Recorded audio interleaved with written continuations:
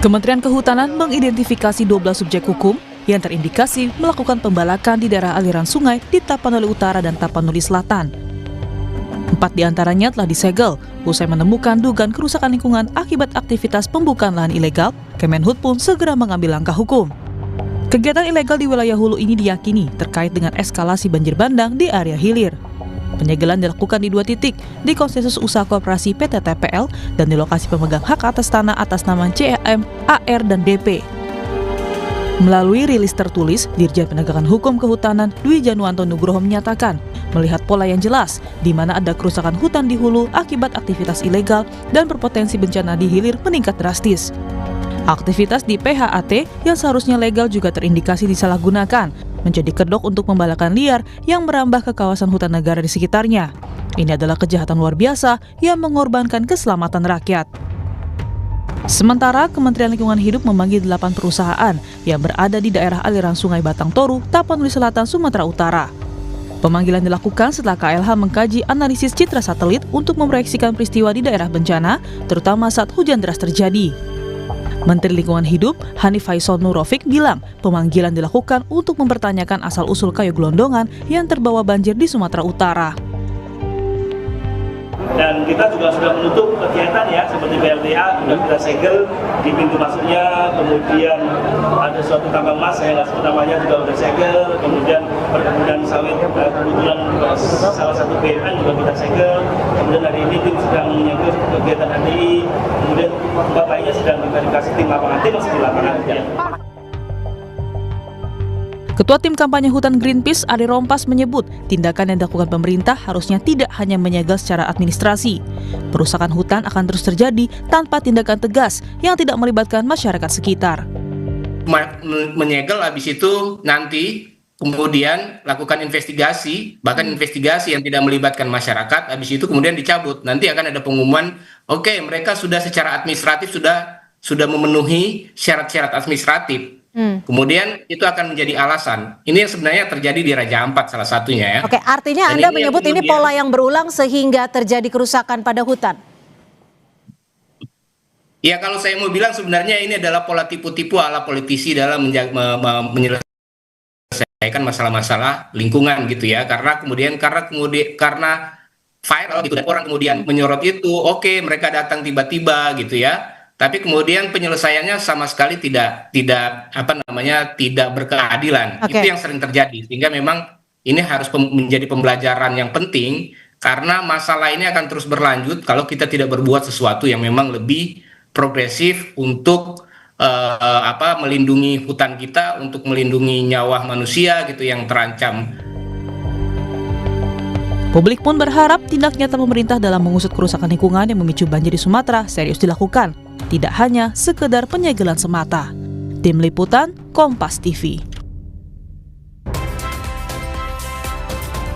2 pekan banjir Sumatera, pemerintah didesak segera mengusut tuntas dugaan kerusakan lingkungan yang menjadi pemicu banjir Sumatera.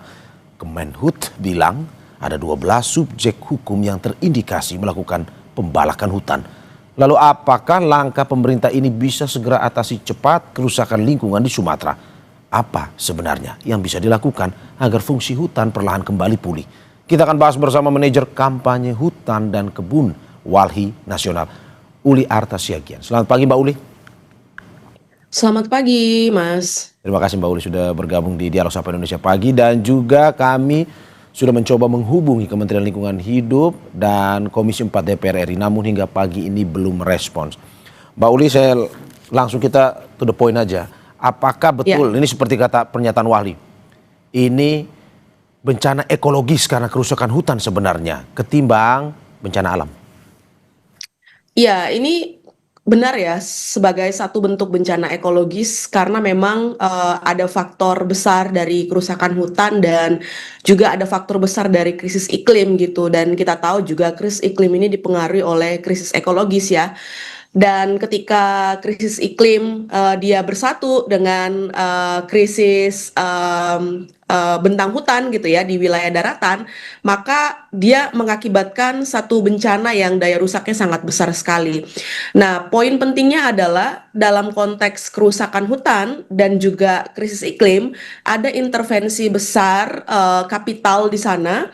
Karena apa? Karena ada perubahan bentang-bentang hutan dan lahan kita yang terjadi dalam skala masif, dan juga ada pelepasan emisi dalam skala yang besar, dan itu juga pelepasan emisi itu dihasilkan dari perubahan bentang hutan, perubahan bentang lahan, penggunaan lahan, dan juga kemudian pembakaran fosil di industri-industri, dan juga kemudian pembangkit listrik tenaga uap batubara gitu. Jadi semuanya terakumulasi dan semuanya itu adalah hasil intervensi kapital gitu ya, atas nama ekonomi pertumbuhan dan lain sebagainya. Oke, Mbak, dari catatan Wahli, apakah memang dalam skala yang besar sekali atau sebenarnya gimana?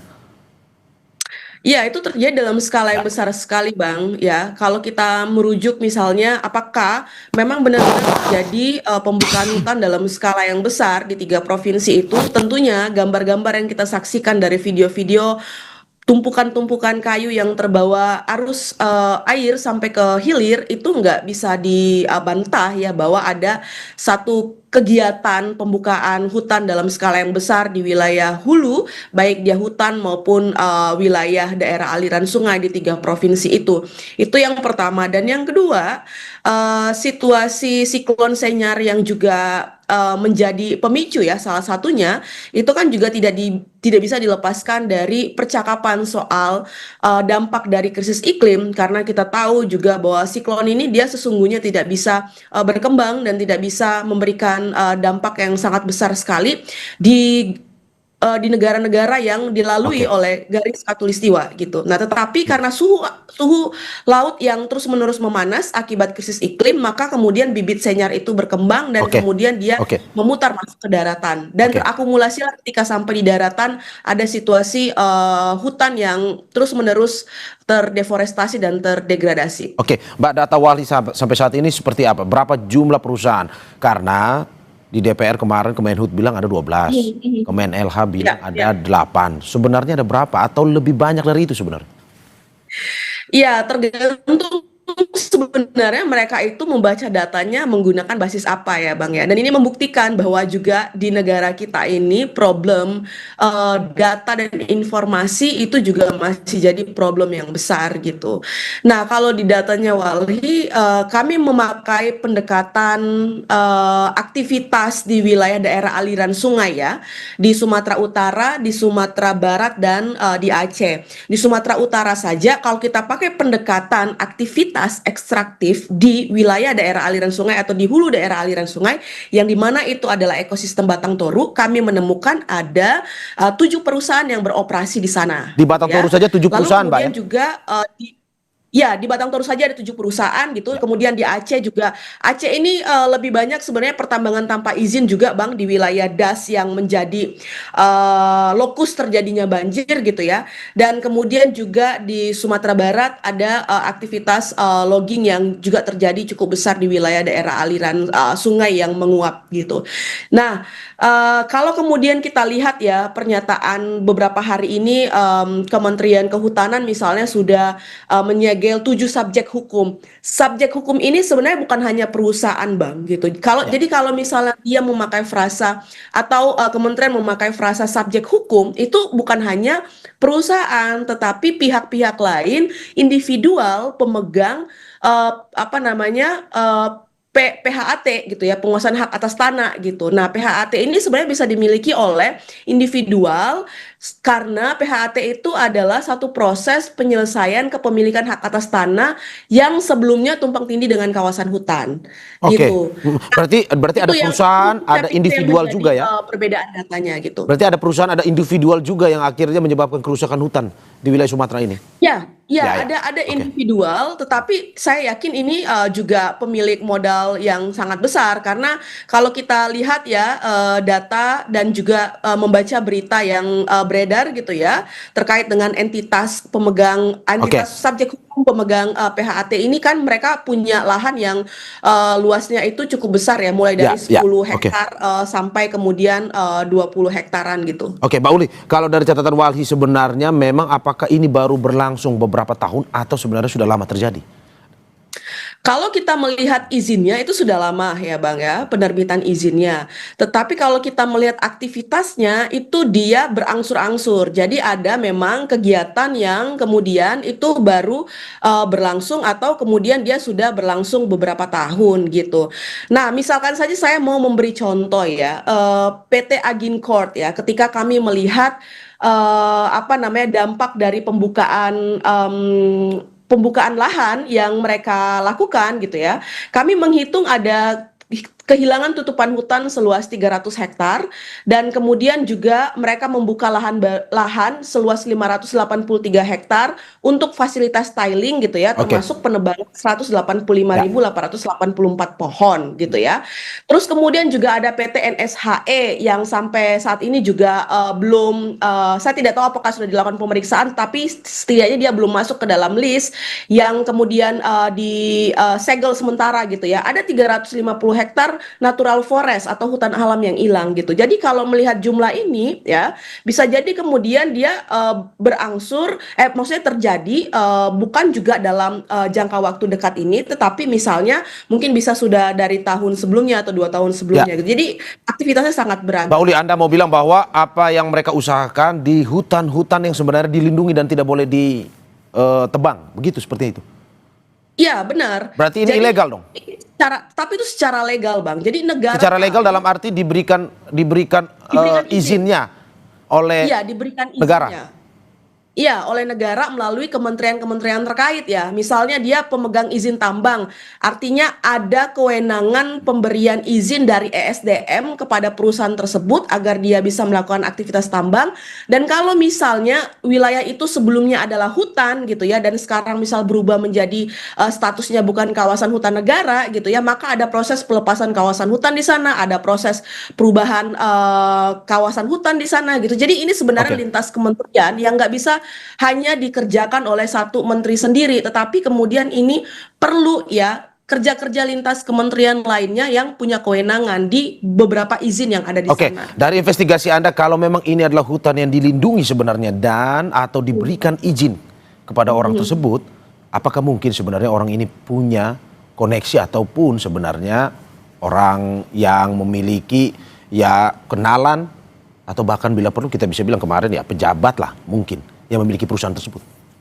Iya, tidak salah kalau kita berasumsi begitu ya, karena kita melihat tidak ada proses penegakan hukum yang kuat ketika kemudian terjadi beberapa pembukaan hutan gitu ya. Lalu kemudian juga kami juga pernah melaporkan atau mengadvokasi ya beberapa perusahaan yang ada di sana gitu ya. Nah, tetapi menurut saya inilah yang harus dibuktikan oleh instansi kenegaraan yang berwenang. KPK, Kejaksaan Agung harus kemudian juga bekerja untuk memastikan tidak ada indikasi korupsi atau nepotisme di balik pemberian izin ataupun di balik aktivitas kegiatan eksploitasi di sana gitu. Jadi memang jawabannya itu sebenarnya harusnya keluar dari pengurus negara agar kemudian publik tidak berasumsi lebih banyak dan lebih jauh. Nah, itu yang harus dijawab sebenarnya. Oke, berarti bukan soal siapa, tetapi bagaimana caranya bisa mendapatkan izin itu ya berarti Mbak ya?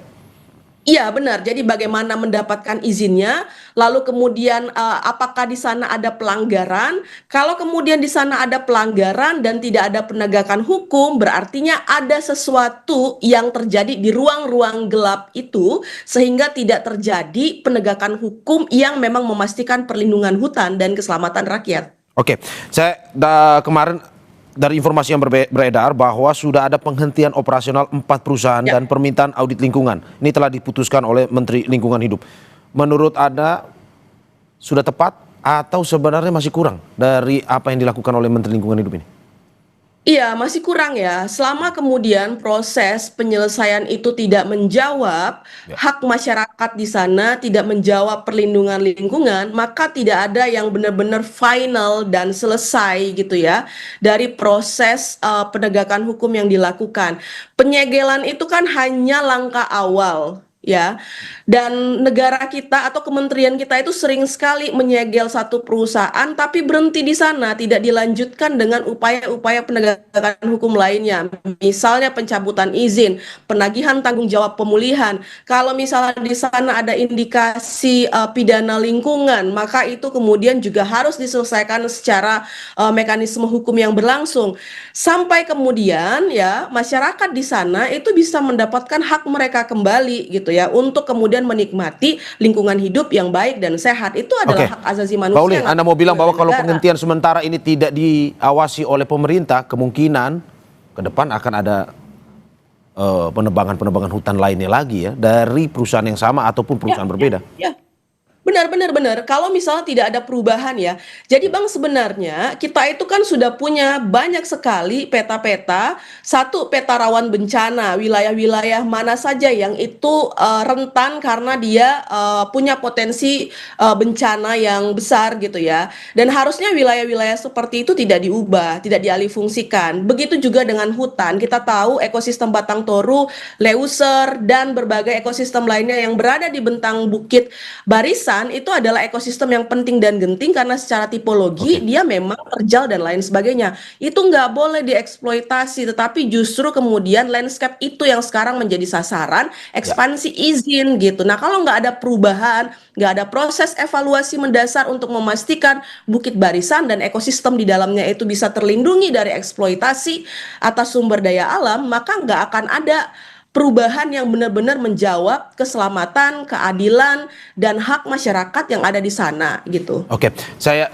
coba mengambil data juga dari lembaga lainnya. Dari Jatam ini bilang konsesi lahan ini bukan hanya soal penebangan hutan, tapi juga pertambangan dan lain-lain. Dan sampai saat ini katanya ada 551 perusahaan yang telah mendapatkan konsesi untuk melakukan tambang. Wali mendengar juga seperti itu atau bagaimana?